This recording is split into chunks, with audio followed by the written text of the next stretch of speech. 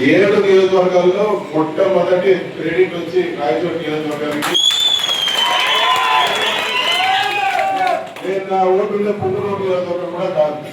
ఈ ఎలక్షన్ లో నేను ఎంపీగా గెలిచినానంటే మొట్టమొదటిగా రాయచోటి నియోజకవర్గ మన వైఎస్ఆర్సీపీ నాయకులకు కృతజ్ఞత ఉంటాను. మరీ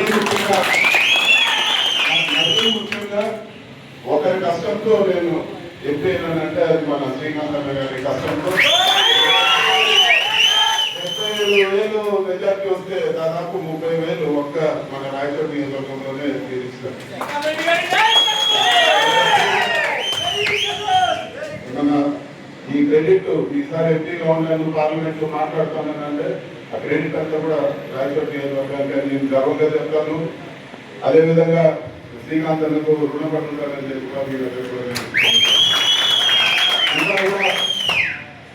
మనము రాయచోటి నియోజకవర్గంలో అదేవిధంగా పార్లమెంట్ లో రాష్ట్రం అంతా చూస్తాము.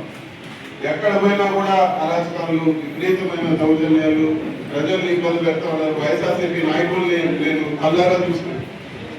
మిగతా నియోజకవర్గాల్లో హ్యూమన్ రైట్స్ తీసుకుపోయి కాళ్ళు 2 కూడా నరికేసి